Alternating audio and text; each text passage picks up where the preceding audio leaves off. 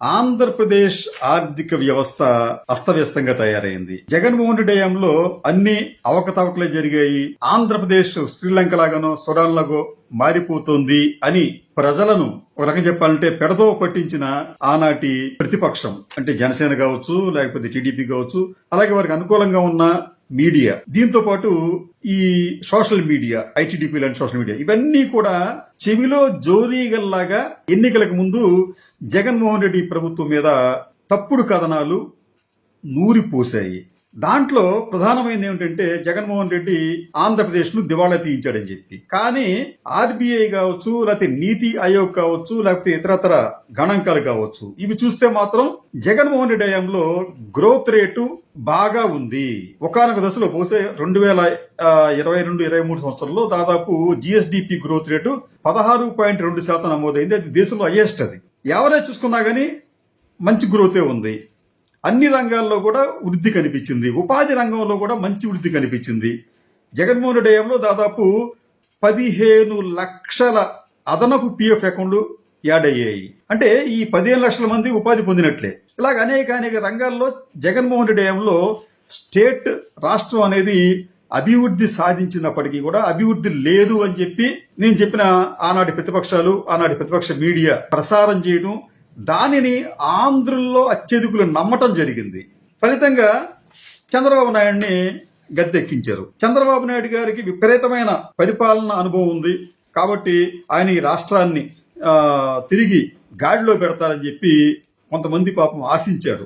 అయితే వారి ఆశలన్నీ కూడా నిరాశలయ్యాయి. ఆంధ్రప్రదేశ్ పరిస్థితి ఈ రోజున మరింత అధ్వానంగా, అగమ్య గోచరంగా తయారయ్యింది.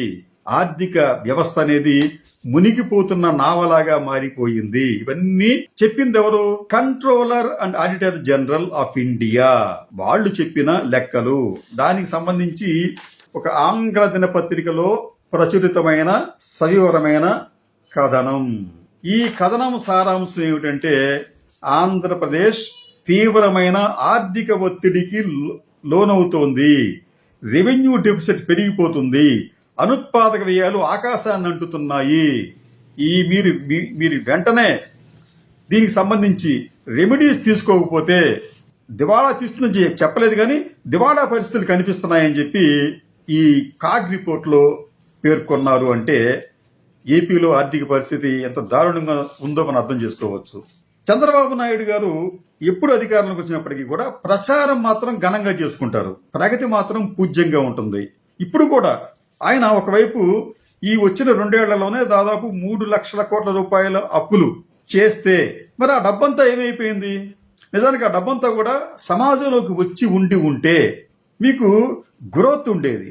అంటే ఈ డబ్బు సమాజంలోకి వచ్చి ముఖ్యంగా ఈ మధ్యతరగతి పేద ప్రజల చేతుల్లోకి వస్తే వాళ్ళలో కొనుగోలు శక్తి పెరుగుతుంది. కొనుగోలు శక్తి పెరిగితే వస్తువుల గిరాకీ, సేవల గిరాకీ పెరుగుతుంది. ఈ ఫలితంగా వాటిని తయారు చేసే పరిశ్రమలు కావచ్చు, సేవలను అందించే సంస్థలు కావచ్చు, వాటికి చైతన్యం, కొంత రెవెన్యూ వస్తుంది. ఆ రెవెన్యూని వాళ్ళు ఇతర చోట్ల పెట్టుబడులు పెడతారు. ఫలితంగా ఏమవుతుందంటే అల్టిమేట్ గా ట్యాక్స్ రెవెన్యూ పెరుగుతుంది ఏపీలో. కానీ ఏపీలో ట్యాక్స్ రెవెన్యూ నానాటికి తీసుకట్టుగా తయారవుతోంది. ఫర్ ఎగ్జాంపుల్ జీఎస్టీకి వచ్చినప్పటికీ చంద్రబాబు నాయుడు గారి హయాంలో ఏదో 2-3 నెలలు తప్ప ప్రతి నెల కూడా అంతకుముందు సంవత్సరంతో కంపేర్ చేస్తే జీఎస్టీ వసూళ్లు తగ్గుతూ వస్తున్నాయి. ఎందుకు ఇలా జరుగుతుంది? కానీ చంద్రబాబు నాయుడు గారు, ఆయన తనయుడు మాత్రం ఆంధ్రప్రదేశ్ వెలిగిపోతుంది, పెట్టుబడులు వచ్చేస్తున్నాయి. పెట్టుబడులంట ఈ దేశంలో అత్యధికంగా దాదాపు 20% పెట్టుబడులు ఏపీకి వచ్చేసాయని చెప్పి అన్నారు. అవన్నీ కూడా ప్రతిపాదనలు మాత్రమే, ఏపీకి రాలేదు. కానీ వీళ్ళేం చెప్తున్నారు? వీళ్ళు ఈ చంద్రబాబు నాయుడు, లోకేష్ ఏది చెప్తే దాన్ని ఆ మీడియా అందిపుచ్చుకొని ఏముందో అద్భుతంగా ఉంది ఏపీ అని చెప్పి ప్రచారం చేస్తున్నాయి. కానీ కాగ్ రిపోర్ట్ అని చెప్తుంది, అరే ఇక్కడ మీకు ఇన్వెస్ట్మెంట్లు కాదురా బాబు, అసలు మీకు ఆర్థిక పరిస్థితే బాగా లేదని చెప్పి ఒకవైపు కాగ్ చెప్తుంది. ఎంత దారుణంగా ఉందంటే పరిస్థితి. మీకు రెవెన్యూ లోటుకు వచ్చేటప్పటికి 2023 అంటే జగన్మోహన్ రెడ్డి గారి హయాంలో ఉన్నప్పటికీ దాదాపు 47,063 కోట్ల రూపాయలు ఉంటే అది ఇప్పుడు 2025 నవంబర్ నాటికే 54,355 కోట్లకు పెరిగింది. ఎక్కడ 47, ఎక్కడ 54,000 కోట్ల రూపాయలు రెవెన్యూ లోటు. అది తర్వాత ఈ రెవెన్యూ వ్యయాలు అంటే మీకు దీనికి సంబంధించి శాలరీలు, పెన్షన్లు, వడ్డీలు, సబ్సిడీలు, దుబారా వ్యయాలు ఇవన్నీ కూడా దాదాపు 60% పెరిగాయి చంద్రబాబు నాయుడు గారి హయాంలో. ఈ ఈవెంట్స్ కి కూడా వేలాది రూపాయలు ఖర్చు పెడుతున్నారు. ఏమన్నా ఇప్పుడు ప్రజల దగ్గర నుంచి తిరుగుబాటు రాకపోతే ఎన్టీఆర్ విగ్రహానికి ఒక 1700 కోట్ల రూపాయలు ఖర్చు పెట్టేస్తారు. ఇలాగేంటంటే ఇటువంటి అనుత్పాదక దుబారా వ్యయాలు కూడా అపారంగా పెరిగాయి, పబ్లిసిటీ వ్యయాలు పెరిగాయి. ఇవన్నీ కూడా వీళ్ళని గ్లోరిఫై చేసుకోవడానికి విపరీతంగా ఖర్చు పెడుతున్నారు. జాతీయ మీడియాకు కూడా వాళ్ళు విపరీతంగా ఖర్చు పెడుతున్నారు. ఈవెంట్స్ పేరుతో వందలాది కోట్లు తగలేస్తున్నారు. ఇటీవల ఆవకాయ, అమరావతి ఆవకాయ అంటే అసలు పేరే హాస్యాస్పదంగా ఉంది. దానికి ఏదో కొంత అమౌంట్ ఖర్చు పెట్టారు. ఇటువంటి అనుత్పాదక వ్యయాలు దాదాపు 60% పెరిగాయి అని చెప్పి కాగ్ తన నివేదికలో పేర్కొంది.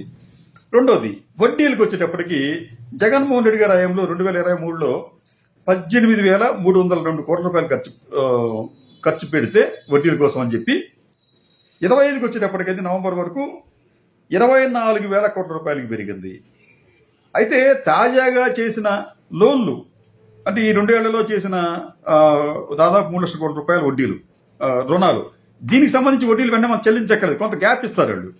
కాబట్టి దీంట్లో ఈ 24,000 కోట్ల రూపాయలు కనిపిస్తుంది. నిజానికి అవి కూడా యాడ్ అయితే మాత్రం అది 50,000 కోట్లు అయిపోతుంది. ఎందుకంటే దాదాపు 3 లక్షల కోట్ల రూపాయలు అప్పులు దేశంలో అత్యధికం ఇది ఏపీకి వచ్చేటప్పటికి. ఇక రెవెన్యూ రాబడులకు వచ్చేటప్పటికి నవంబర్ 25 నాటికి 105,000 కోట్లు మాత్రమే వచ్చాయి. ఇది వీరు అనుకున్న లక్ష్యానికి 48% మాత్రమే నవంబర్ నాటికి. ఈ నవంబర్ పోతే ఇంక మీకు మిగిలింది ఎంతంటే ఇది మార్చి వరకు అదొక 3, ఇదొక 2 నెలలు సుమారుగా. అంటే 5 నెలల్లో మిగతా అమౌంట్లు మరి తెచ్చుకోగలరా రాబడుల్ని అంటే వచ్చే ఆస్కారం కనిపించట్లేదు. అంటే వీరికి చాలా ప్రీతిపాత్రమైన పత్రిక ఈనాడు. వాళ్ళని ఒకసారి చూస్తే వాళ్ళు ఈ ఈనాడు జనవరి 13వ తేదీన ఇచ్చిన కథనం వాళ్ళు ఏమంటారంటే, రాష్ట్ర సొంత ఆదాయం నెలకు 10,000 కోట్లు వస్తుందని బడ్జెట్ వేసుకుంటే నెలకు 6,000 కోట్లే వస్తోంది. ఇది ఈనాడులో వచ్చిన కథనం. దానికి వారికి గత్యంతరం లేదు, వాస్తవాలు రాయాల్సి వస్తుంది. ఇంకా లేకపోతే ఇప్పుడు కాగో లేకపోతే ఆర్బీఐ నివేదిక లేకపోతే అసలు ఏపీ పెరిగిపోతుంది, బ్రహ్మాండంగా ఉంది, రెవెన్యూ పెరిగిపోయింది అని చెప్పి రాసేవారు. కానీ ఇటువంటి సోషియో ఎకనామిక్ రిపోర్ట్లు కావచ్చు, కాగ్ రిపోర్ట్లు కావచ్చు, లేదా ఆర్బీఐ నివేదికలు కావచ్చు, ఇవన్నీ కూడా ఏంటంటే వాళ్ళ నోళ్ళను ఊహించేస్తున్నాయి. అనివార్యంగా వాళ్ళు వాస్తవాలను చెప్పవలసిన పరిస్థితి ఏర్పడింది. అలాగే ఈ ఆర్థిక సంవత్సరంలో రాష్ట్ర సొంత రాబడి లక్ష్యం 125,168 కోట్లు. అయితే ఏప్రిల్ నుంచి డిసెంబర్ వరకు 9 నెలల్లో ప్రత్యేక మార్జిన్తో కలిపి రాష్ట్ర సొంత రాబడి 74,163 కోట్లు మాత్రమే. డిసెంబర్ అని చెప్పారు, బహుశా నవంబర్ వరకే ఉంటుంది అది. అంటే ఇందులో రాష్ట్ర సొంత రాబడి 67,409 కోట్లు, అంటే 54% మాత్రమే. ఇది ఈనాడు వారు ఇచ్చిన సమాచారం. ఇక్కడ ఏపీ అనేది ఈ రోజున కొంతమంది ఉద్దేశపూర్వకంగా నమ్మరు. ఏపీలో ఆర్థిక సంక్షోభం ఎక్కడుంది, ఏమీ లేదు అని చెప్పి బుకాయిస్తారు.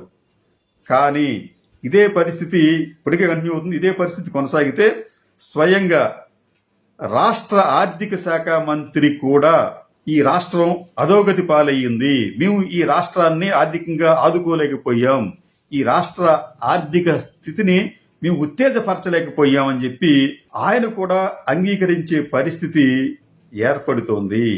ఆంధ్రప్రదేశ్ ప్రజలు ఒకసారి ఆలోచించుకోవాలి. ఆంధ్రప్రదేశ్ అంటే నిజానికి చాలా విజ్ఞులతో కూడిన రాష్ట్రం.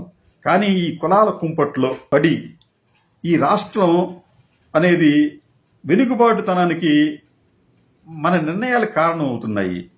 గత ఎన్నికల్లో చంద్రబాబు నాయుడు గారు చేసిన ప్రచారం అనేది రాష్ట్ర ప్రజలను చాలా బాగా ప్రభావితం చేసింది.